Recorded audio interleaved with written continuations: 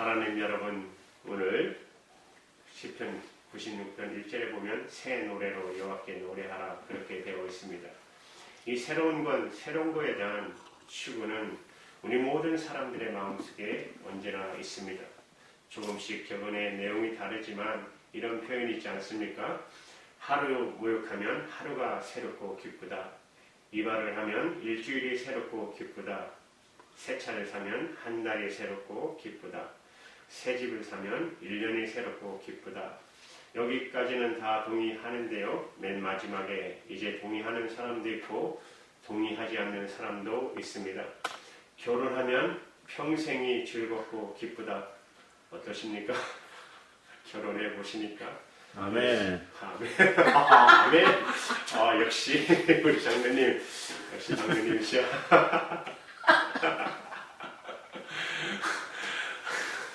왜 내가 하면 전부 다 저 코웃음을 치지? 아니면 도무지 견딜 수가 없으세요? 그 차이가 뭘까요?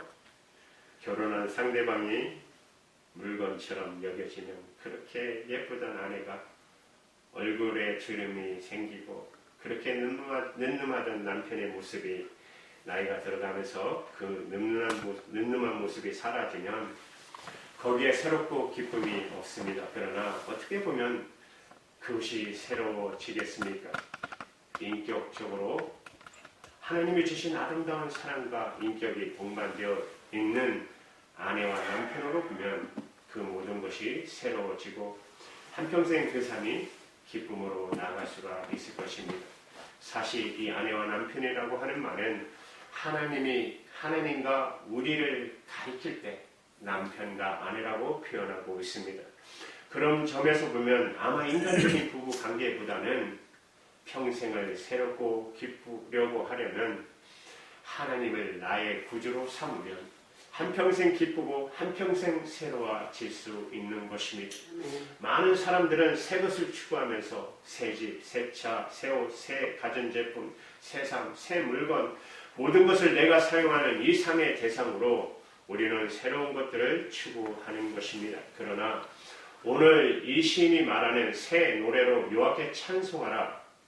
어제도 새 노래고 오늘도 새 노래고 내일도 새 노래가 될 수 있는 비결은 도대체 무엇이겠습니까?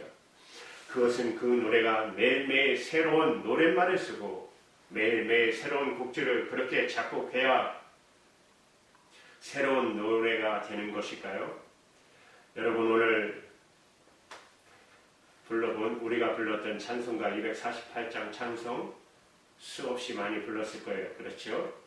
그런데 어느 날 이 노래를 부르고 있으면서 이것이 마치 옛날 습관적인 그냥 반복적으로 노래를 아무리 불러도 마음에 감흥이 없을 때가 있고 그러나 어느 날 갑자기 이 노래가 시온의 영광이 빛나는 아침 어둡던 이 땅이 밝아오네 그것이 하나님께서 우리 삶의 회복과 영광을 보여주는 은총의 감격스러운 노래로 내게 다가올 때도 있습니다.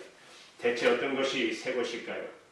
이 대상이 새 것을 그것을 찾으면 끊임없이 찾아도 잠깐 반짝 새 것인 것 같다가 그렇잖아요.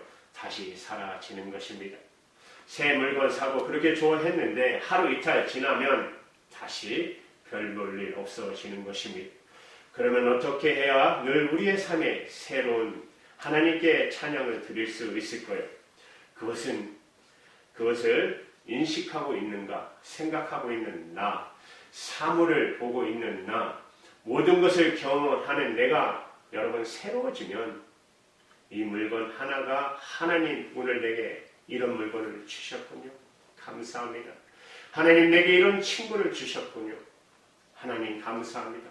나에게 이런 성도들을 주셨군요. 이런 일꾼을 주셨군요. 하나님 매일매일 보는 내 아내지만 이 사랑하는 아내를 주셨군요. 감사합니다. 사랑하는 남편을 주셔서 감사합니다. 매일매일 나오는 우리 교회 교인이지만 하나님 이 기회를 제게 허락해 주셔서 감사합니다.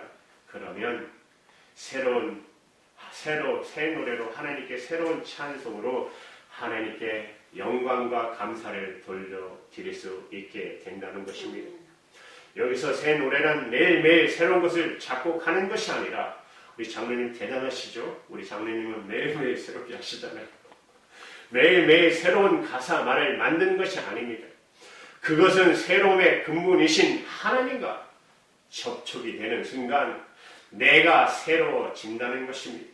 새로움 그 자체이신 하나님을 묵상할 때 내 자신이 그 새로움 속에 들어가게 되므로 결국 새 노래를 부른다는 것은 다른 뜻이 아니라 나를 사랑하시는 하나님을 노래하는 것이고 이 땅의 창조주가 되신 하나님께 영광을 돌리는 것이고 나를 죄에서 구원하신 구원의 주 하나님 예수 그리스도를 향하여 내 마음속에 전심으로 하나님께 나아갈 때 오늘 시편 1절의 말씀처럼 하나님께 새 노래로 하나님께 찬양을 드릴 수 있게 된다는 것입니다. 여러분 새 것을 너무 바깥에서 찾지 마시기 바랍니다. 내 자신에서부터 새 것을 찾아야 되는데 여러분 내 안을 들여다보면 새 것이 도무지 없지 않습니까? 욕심도 많고 거짓말도 하고 불의한 것, 탐욕, 정욕, 의심 내 안에 있는 것들이 사실은 새 것이 없습니다. 그래서 진정한 새 것을 얻기 위해서 우리가 주님 앞에 무릎을 꿇어야 되는 것입니다. 하나님 내 안에 새 것이 없습니다. 주님 내 안에 새로움을 창조해 주십시오. 주님의 성령께서 내 안에 들어오실 때 그때 내가 새 것 깨닫게 되고 새 것을 발견하게 된다는 것이에요. 주님의 성령이 내 마음을 붙잡아 주셔야만 내 안에 정욕이 변하여 우리는 하나님이 주신 사람이 되고 내 안에는 있는 미움이 변하여 다른 사람을 포용할 수 있게 되고 내 안에 있는 거식이 변하여 하나님의 진리의 말씀이 나를 붙잡게 된다는 것입니다. 그래서 정말로 새 것을 추구하기 원하시면 평생 새 것으로 내 인생을 만족하시기 원한다면 주님의 말씀 앞에 주님의 성령의 은총을 우리가 더 입어야 하는 것입니다. 여러분 여기 2절에 보세요. 새 노래를 날마다 부르라고 말씀하고 있습니다. 한 번 부르고 다시 부르는 것이 아니라 매일매일 우리 영혼을 매일매일 거듭나게 해야 된다는 거예요. 우리가 갖고 있는 그 마음에 매일매일 성령으로 충만하도록 주님 앞에 기도하고 주님의 말씀을 배워야 한다고 우리들에게 가르쳐주고 있습니다. 기쁠 때도 찬양하고 슬플 때 더더 찬양하고 이 노래하는 것은 여러분 슬플 때 찬양하고 가만히 있으면 그 슬픔이 나를 꽉 묶고 맺게 되어 있어요. 그래서 슬플 때 찬양하면 정말 좋습니다. 슬픈 일을 당할 때 찬송해 보십시오. 제 아내가 한국에 왔지만 우린 비즈니스를 했잖아요. 순간순간 어려운 순간이 얼마나 많이 있습니까? 해보신 분 아시잖아요. 순간 무슨 일이 생기면 덜컹덜컹 하잖아요. 어려운 일이 생기면 항상 하는 게 있어요. 속으로 찬양하는 거. 그게 두려움이 사라지니까 하나님 앞에 찬양할 때 뭐하고 있냐 여러분. 지금 찬양하고 있어 속으로. 그냥 어려움이 왔으니까 찬양밖에 없잖아요. 그런 우리의 영혼이 찬송으로 인해 위로를 받게 되고 다시 새로운 힘을 얻게 되는 것입니다. 기분 좋을 때도 찬양하고 기분이 나쁠 때도 찬양하고 상황이 괴롭고 힘들 때도 상황이 즐거울 때도 우리가 찬양하는 그것을 우리 마음속에 갖게 될 때 우리의 감정에 상관없이 우리가 갖고 있는 기분에 상관없이 날마다 매일매일 아침부터 저녁까지 내 영혼 깊은 속에 새로운 노래가 있도록 하나님 앞에 간구하시는데 우리가 간구하면서 뭘 확인해야 할까요? 그 다음에 확인해야 될 것이 바로 하나님의 성품입니다.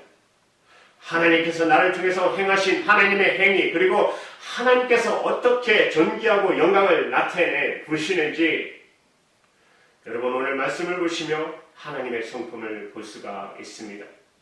여러분 2절 3절의 말씀 같이 읽을게요. 시작. 여호와께서 위하여 그 이름을 성숙하며 그 구원을 날마다 선포할지어다. 그 영광을 남기며 그 귀한 행적을 만민 중에 선포할지어다. 하나님은 구원을 베푸는 분이라고 말씀하고 있습니다. 하나님은 구원을 베푸는 분이시다. 3절에 보시면 그의 기이한 행적을 뭘까요? 이스라엘 백성들을 종되었던 애굽 땅에서 인도하여 주시고 우리가 갖고 있는 고난, 악에서 우리를 구원해 주시는 것. 하나님이 갖고 계시는 성품은 구원자시라는 것입니다. 계속해서 하나님의 성품의 말씀을 보십시오. 4절, 5절, 7절까지 같이 읽습니다. 시작. 여호와는 성대하시니 극진히 찬양하시며 모든 신보다 경외할 것이며 만방의 모든 신은 것이요 여호와께서는 하늘을 지으셨음이로다. 존귀와 영이 그 앞에 있으며 능력과 아름다움이 그 성소에 있도다. 만방의 속속의 영광과 영광을 여기까지만 할게요. 이 말씀의 뜻은 하나님께서 하늘과 땅을 우주 만물을 지으신 그 모든 우리의 창조주시라는 것입니다. 그렇게 해서 계속해서 11절에 보시면 하늘은 기뻐하고 땅은 즐거워하며 바다와 거기에 충만한 것이 외치며 이 모든 것이 창조주 하나님을 향하여 찬양하고 노래하고 있는 것입니다.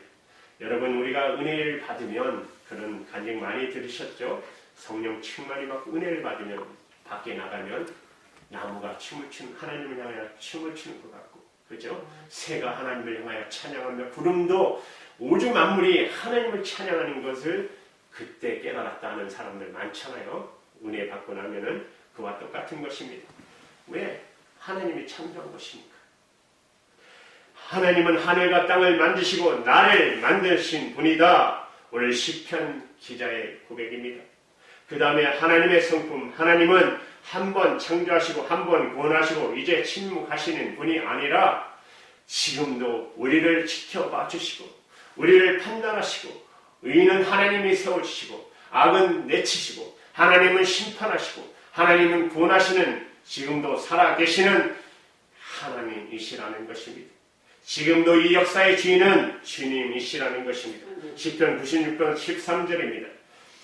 같이 읽습니다. 시작. 그가 임하시되 땅을 나라의 열심을 시켰다. 그의 의로 세계를 판단하시며 그의 진실 말씀으로 백성을 판단하시리로다.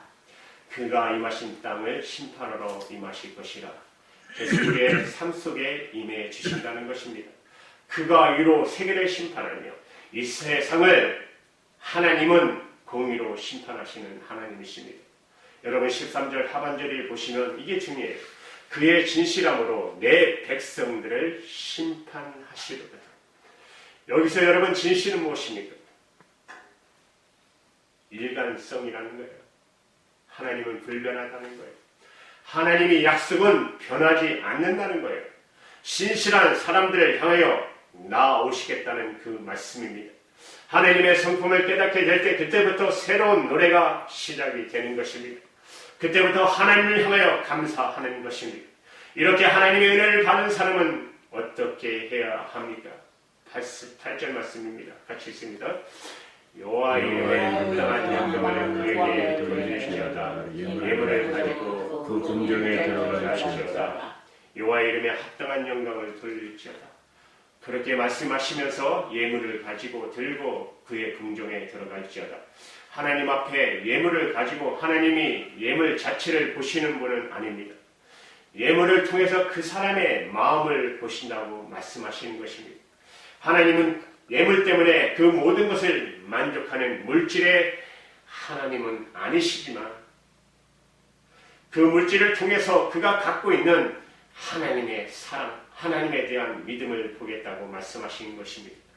그래서 아브라함에게 내 아들 이삭을 내게 바치라고 그랬지 않았습니까?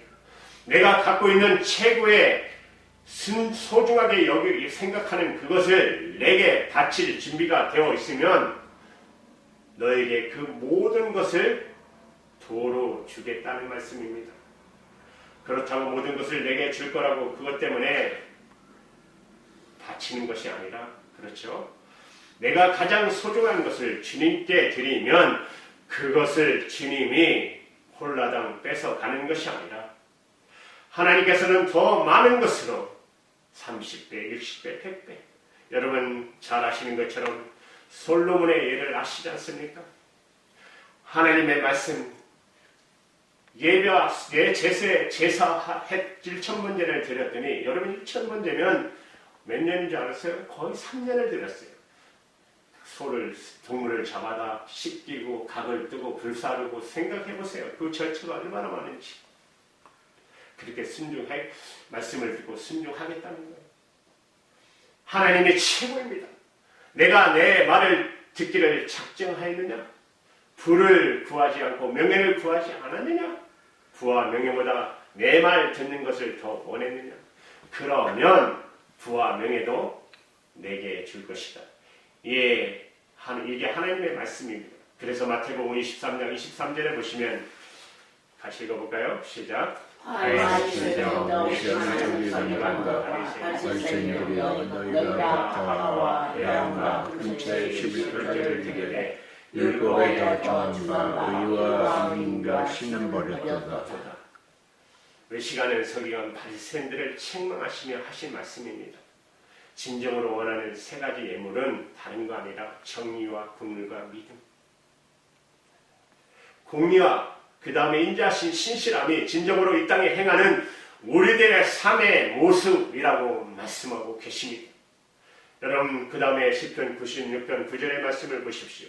아름답고 거룩한 것으로 여호와께 예배할지어다. 아름다운 것. 여기는 아름답고 거룩한 옷이라고 하나님 앞에 입고 나오라는 거예요. 우리가 비싼 옷 입은 거 아니라 단정한 옷, 깨끗한 옷, 하나님께 드릴 만한 정성이 담긴 모습을 가지고 예배하라는 것입니다. 여러분 명품 입고 나오라는 거 아닙니다. 비싼 옷 입고 나오라는 거 아닙니다. 깨끗하게 하나님을 예배하는 거. 이 시대 많이 지금 사라졌잖아요. 옛날에는 그래도 어린 아이들도 넥타이하고 양복 입고 예배 드리는데 요새 보면 미국도 그렇고 딸 슬리퍼 신고 반바지 입고 예배하는 애들도 너무나도 많습니다. 우리 부모들이 가르쳐야 됩니다. 그거 진짜 하나님 앞에 예배하는 거. 사랑하는 여러분, 예배는 오직 하나님을 기뻐하는 영광을 드리는 것이 예배입니다. 이번 부활절 예배 4월 16일 날 여의도 순복음교회에서 예배가 있었지 않습니까? 한국에. 그때 그 예배를 드렸을 때 장로교 신학 교수님이 한마디 하더라고요. 2026년 4월 5일 부활절 예배는 하나님보다 인간이 영광을 받았다. 여러분 아세요 그 사건? 이재명 대통령이 참가했잖아요. 그때 그 예배를 드리면서 수강석 목사님이 한영사를 했는데 그 한영사가 이래요. 보세요. 누구보다 뼈저린 절망을 경험했던 이재명 대통령은 이 시대 어렵고 힘든 이들에게 소망을 주는 분이시며 실개천 70일에도 결코 그 뿌리를 잊지 않으시는 분이다. 대통령께서 하나님을 경외하고 한국교회를 사랑하며 한반도의 평화와 역사를 이루기 위해 자리에 오셨다고 저는 믿습니다. 오늘 예배를 통해 한국교회가 부흥과 에세타는 뭐냐면 지진 나면 그 중심이죠. 중심이 되는 걸 에세타라고 하는데 지진이 생기는 근원지라는 거예요. 그 근원지가 되어서 국민의 화합과 한반도의 평화의 날이 시발점이 되었다. 여러분 예수도 믿지 않잖아요. 그죠? 근데 어떻게 성령의 역사가 그를 통해서 지금 예배드리는데 근원지가 돼서 한국교회 부흥의 시발점이 되고 한반도 평화가 되겠습니까? 그리고 부적절한 이 발언 때문에 지금 많은 분들이 좀 이렇게 기독교에 대해서 일침을 놓고 있습니다. 이재명 대통령의 답사를 하면서 이렇게 시작해요. 여러분 잘 모르시지만 수광성 목사님과 저는 오랜 친구입니다.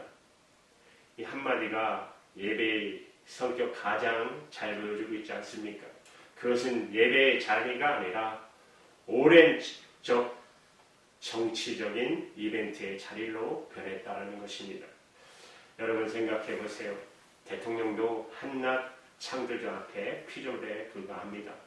겸손한 자세로 죄인의 모습으로 또 건강한 목사님들이 그렇게 말을 해줘야죠. 우리 하나님이 오늘도 이재명 대통령을 구원하시기 위해서 오늘 이 자리에 보내주신 것 같다. 그렇게 해야 되지 않겠어요? 그럼 만약에 이재명 대통령님을 소개한다면 이렇게 해야 되지 않겠어요? 오늘 대통령님께서 우리 하나님께 예배 드리러 오셨습니다. 이분을 우리가 환영합니다. 이게 끝이에요. 하나님보다 더 높으면 안 되잖아요. 더 이상 없어요. 이상 더 말하면 그 강대상은 잘못된 방향으로 나가게 됩니다. 여러분, 대통령도 한간 인간에 불과한 것입니다. 오늘 하나님 우리에게 원하시는 기뻐하는 제사 예배는 다른 것이 아닙니다. 오직 하나님께 영광을 돌리는 것. 오늘 쓰셨잖아요. 우리 장로님, 하나님의 기뻐하는 예배. 너희가 하나님께 예배를 드려도 너희의 죄와 허물을 하나님은 탄식하는도다. 너희가 하나님께 나와도 너희 악과 부패함으로 하나님은 슬퍼하시도다. 너희 예배를 받지 아니하시니 너희는 믿음도 없고 너희에게는 회개도 없느니라. 우리에게 원하시는 것 뭐라고요? 너희는 마음을 다하고 성품을 다하고 너희 몸을 다하여 진정한 예배자가 되라. 사랑하는 여러분, 우리 주님의 등불교회는 정말 이렇게 해서 하나님이 기뻐하는 예배자가 되도록 여러분 모두가 하나님 앞에 더 가까이 나가도록 주님의 이름으로 축원합니다. 기도하시겠습니다.